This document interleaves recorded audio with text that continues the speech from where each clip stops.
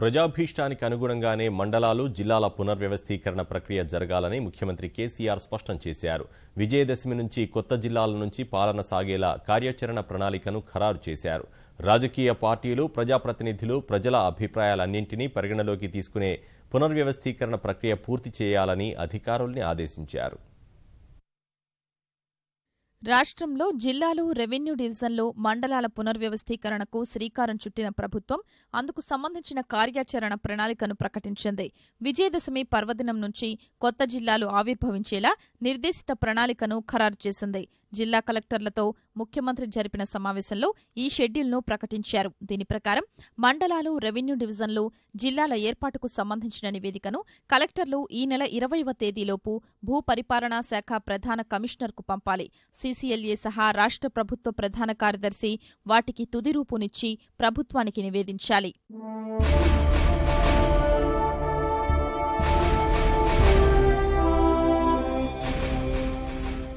ఈ నెల 30వ తేదీలోపు ప్రజా ప్రతినిధులతో అభిప్రాయ సేకరణ జరిపి రాజకీయ ప్రక్రియ పూర్తి చేయాల్సి ఉంటుంది. వచ్చే నెల 5వ తేదీన నిర్వహించే కలెక్టర్ల సమావేశంలో పునర్విభజనను సమీక్షిస్తారు. జూలై 10 లేదా 11వ తేదీల్లో రాష్ట్ర ప్రభుత్వం అన్ని రాజకీయ పార్టీలతో హైదరాబాద్లో అఖిలపక్ష సమావేశాన్ని నిర్వహించనుంది. ఆగస్టు 4 నుంచి 10వ తేదీలోపు ముసాయిదాను సిద్ధం చేసి ప్రకటిస్తారు. అభ్యంతరాలు, సూచనల స్వీకరణకు నెల రోజుల పాటు గడువిస్తారు. ఏవైనా అభ్యంతరాలు వస్తే వాటిని కలెక్టర్లు, రెవెన్యూ శాఖ ముఖ్య కార్యదర్శి సీసీఎల్ఏకు అందించాలి. మొత్తం ప్రక్రియను పూర్తి చేసి అక్టోబర్ 11 విజయదశమి పర్వదినం నుంచి నూతన జిల్లాల నుంచి పాలన కొనసాగించాలని ప్రభుత్వం స్పష్టం చేసింది. పునర్వ్యవస్థీకరణ ప్రక్రియకు సంబంధించి ఇప్పటివరకు చేపట్టిన చర్యల్ని ముఖ్యమంత్రి జిల్లాల వారీగా పరిశీలించారు. ప్రస్తుత జిల్లా నుంచి పోయే మండలాలు ఒక్క నియోజకవర్గం ఒకటికి మించి మరో జిల్లాలోకి వెళుతుందా, వెళితే పరిస్థితి ఏంటన్న విషయాల్ని ఆరా తీశారు. కొత్త మండలాల ఏర్పాటుకు సంబంధించి ఆయా ప్రాంతాల్లోని ప్రజల మనోభావాల్ని పరిగణలోకి తీసుకోవాలని సూచించారు.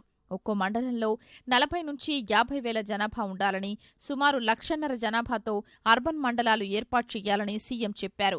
ఒక్కో రెవెన్యూ డివిజన్ పరిధిలో 10 నుంచి 12 మండలాలు, 2 అసెంబ్లీ నియోజకవర్గాలు ఉండాలన్నారు. నియోజకవర్గంలో 5 నుంచి 6 మండలాలు ఉండాలన్న కేసీఆర్ సుమారు 20 మండలాలతో జిల్లా ఏర్పాటు చేయాలని తెలిపారు.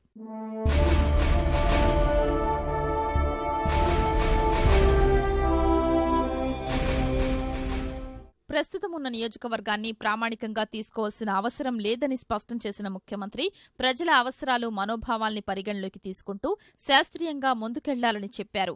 బలవంతంగా తమను ఇతర మండలంలో కలిపారన్న భావన ప్రజల్లో రాకూడదని చెప్పిన ముఖ్యమంత్రి గ్రామస్తుల అభిప్రాయాలకు పెద్దపీట వేయాలని సూచించారు.